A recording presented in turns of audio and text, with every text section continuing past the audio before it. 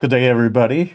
This is C. Balam Cook Solis, and in this episode of Power Platform in Higher Ed, I'm going to talk to you about what is obviously a mouthful, and just because I really couldn't figure out how to say this.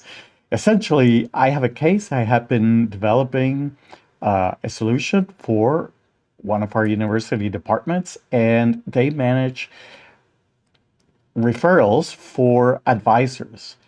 And one of the things they wanted to make sure is that as they keep track of the different cases, the person handling a case would not close it until they had completed a certain set of tasks. I wanted to make it simple for them to navigate through the process, reducing the number of interactions they needed to do. So I came up with this way in which I can populate drop-down menus based on some other interactions that the users have taken care of in the form. It still sounds confusing, I know, so we will get to it, and I will give you a demo right after my intro.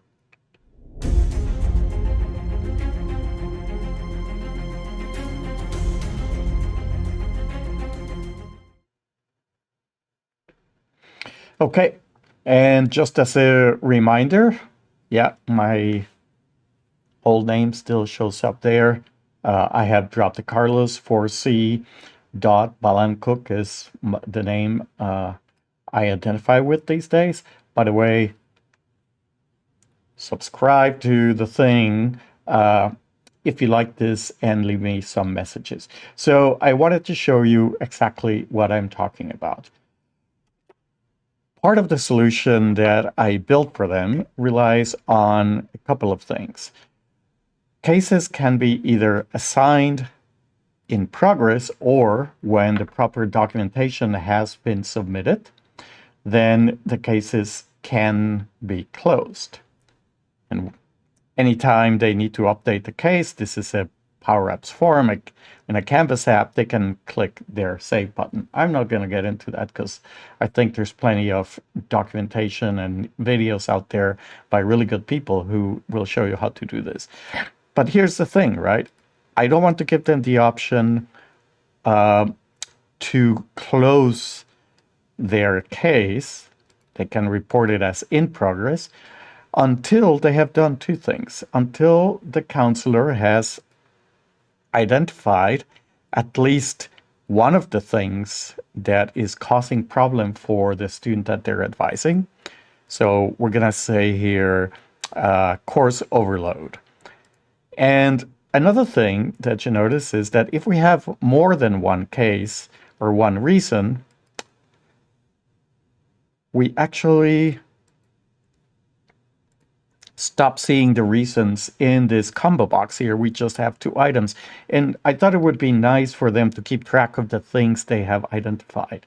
So I created a gallery here that only shows up when they have identified at least one case. So let's take a look. If we take this off and take this off, that gallery has disappeared.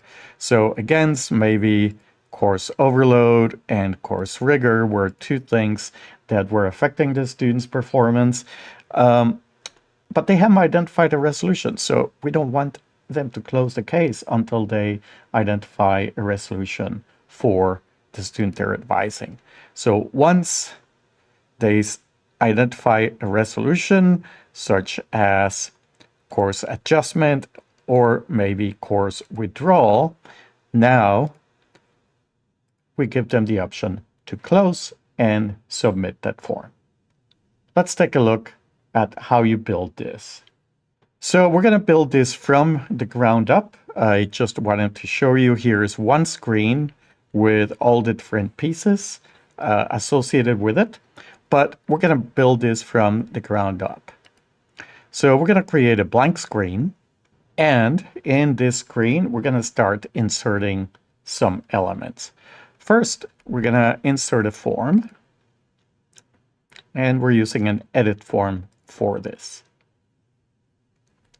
Now, in this form, we need to connect this to data, obviously. And I'm going to use my data source here that has our reports.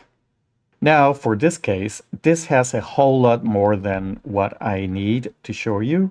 In this particular case, it's quite a complicated set of fields, quite an extensive number set of fields.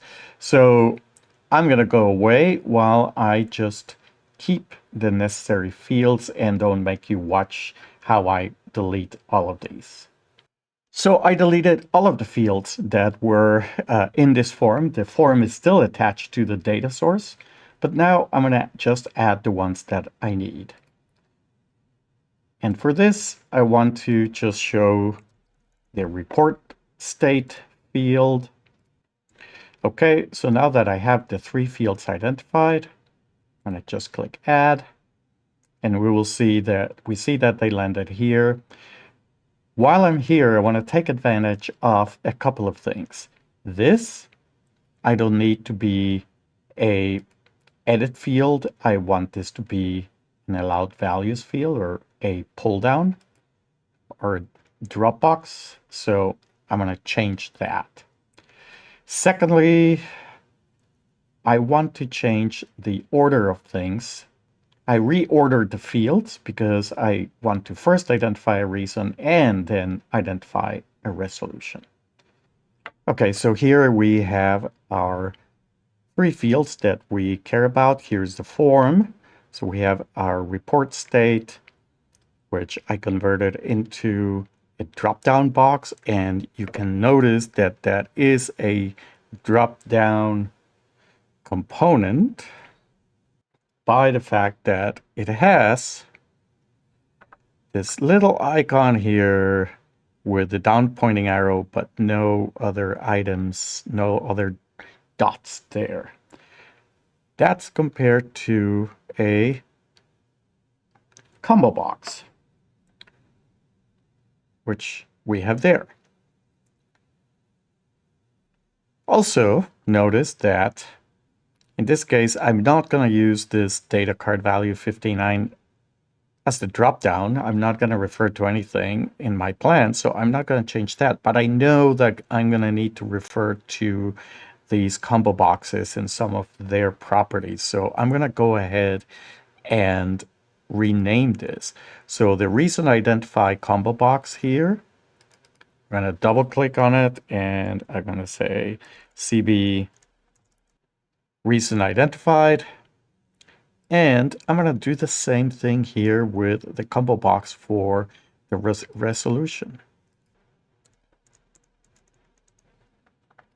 Okay, this is going to help me refer to some of the conditions, states, properties, whatever you want to call it, of these boxes. So this is a form. I'm going to reorganize the content here a little bit. And I'll use that. Reason identified and resolution identified. Now, just so that some of the things I'm going to do make more sense, I'm going to bring this back here and bring this back here and bring this back here. Let's take a look at the different boxes. So, of course, let's remember, so while we're in demo, to put this in new mode so we can actually see the form at work. And while we're at it, let's add a pretend save button. I like to use the check badge for that. So we'll pretend that this will be here available for whenever we're ready to submit our reports. So currently, this is blank. We will assign values in a moment. Here we have a list of potential values, and we have allowed for multiple choices because there might be multiple reasons for a student needing help. And then again, multiple resolutions. So like that. One of the things that we notice is that when we have more than one item it's hard for the user to remember what one item is associated with this record. That's true in both of these. I'm going to make this just slightly wider. All right, so we can read the whole thing. Okay, now how do we help the user, when they open a record, see all the different items that were associated with it? That's the next step in my solution. So I'm going to go ahead and add 2 custom data cards. All right, data card 5 and data card 6. Doesn't help me much. I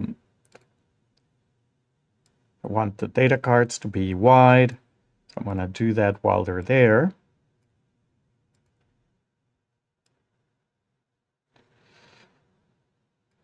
And what I'm going to use these data cards for is to display the items that have been selected here in a nice visual manner. I want to move one below reasons, which is data card 6, and I can rename it. So I'm going to call it custom data card identified resolutions for that one. And then I'm going to pick on this one. I'm going to call that one identified reasons data card. Okay, what's the story with these? Like I say, we're going to use this space to actually show the list of items as they get chosen. To do that, I'm going to come here and choose a blank vertical gallery. So blank vertical gallery, and say, hey, why don't you use a regular vertical gallery? Well, if you recall, the regular vertical galleries now have a lot of fanciness to them, and for the purpose I am using this, they're not going to help me. So instead, just going to use this blank vertical gallery, and it'll allow me to manipulate the content a lot more easily. All right, so let's do that. And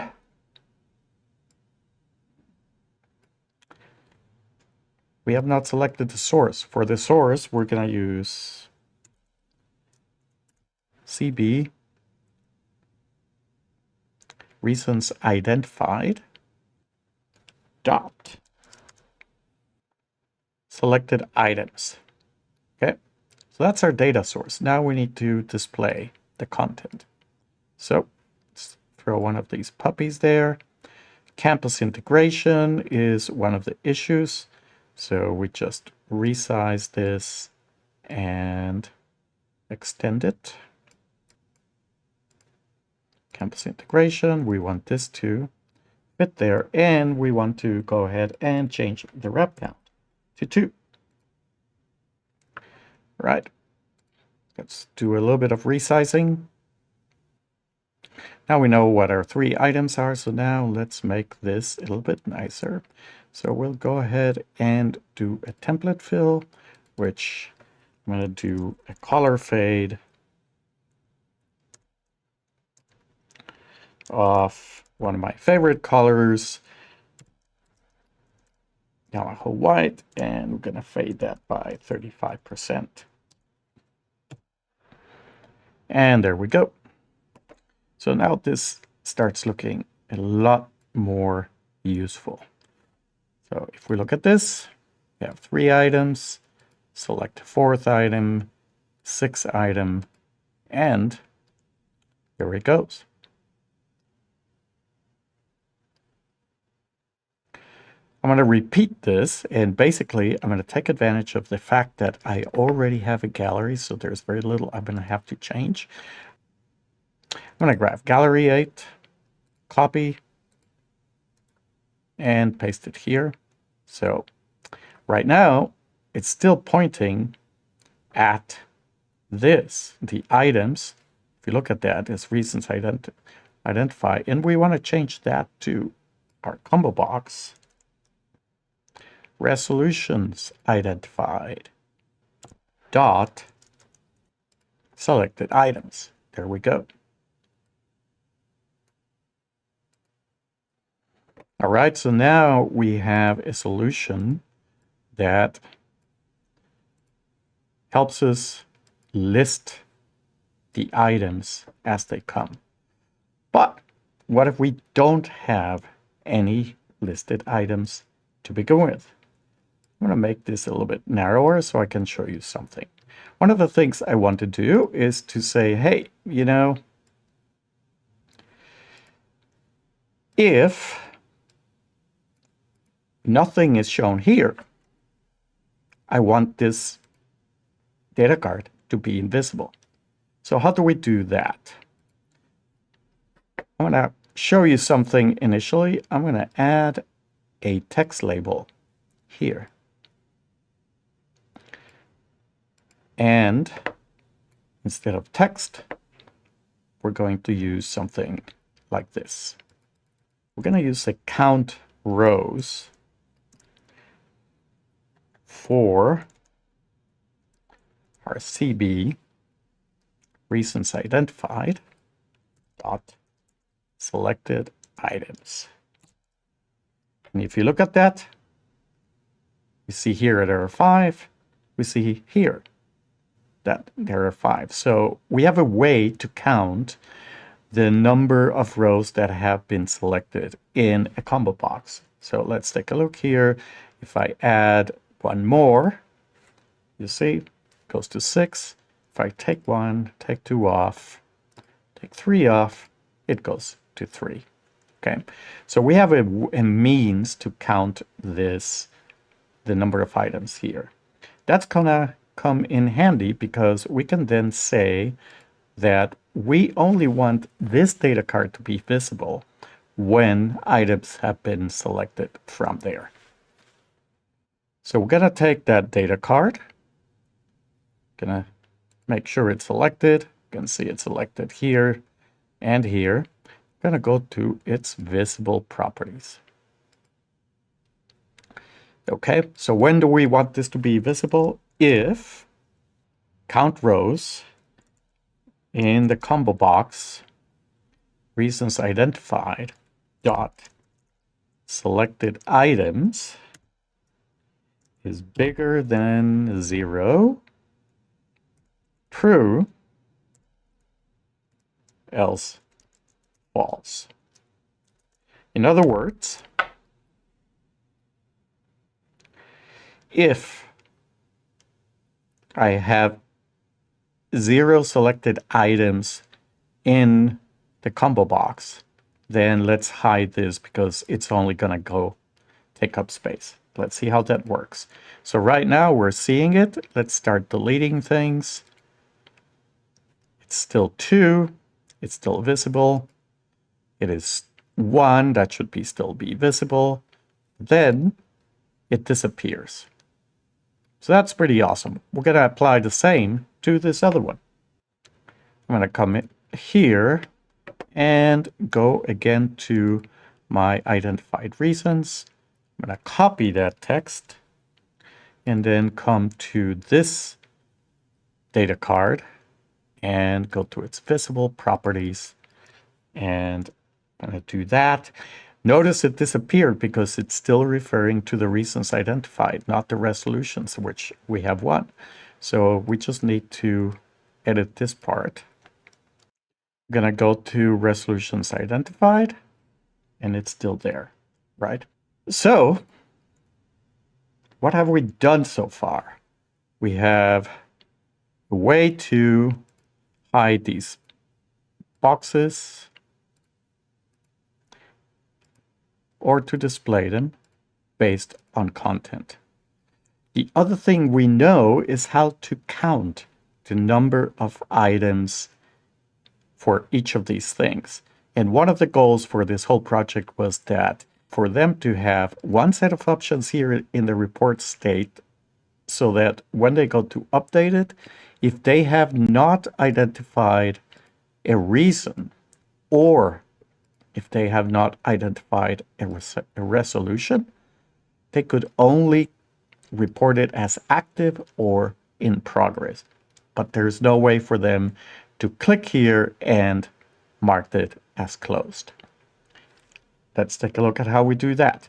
Remember, we want to have at least one item here and one item there.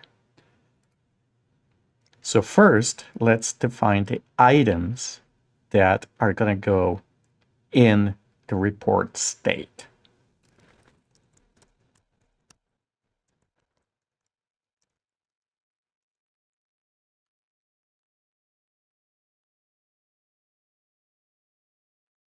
Okay, so these are the initial possibilities, right? A case cannot be closed unless we have identified at least one reason and we identify at least one resolution.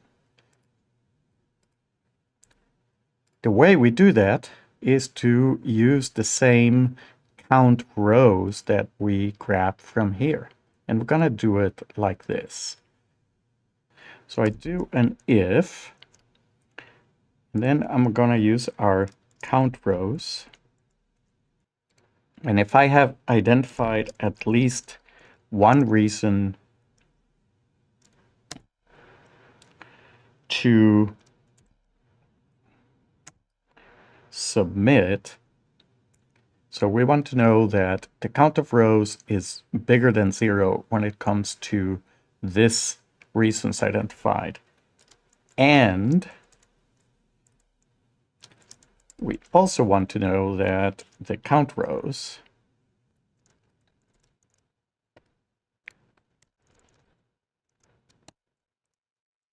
is also bigger than 0. That means we have identified at least one resolution.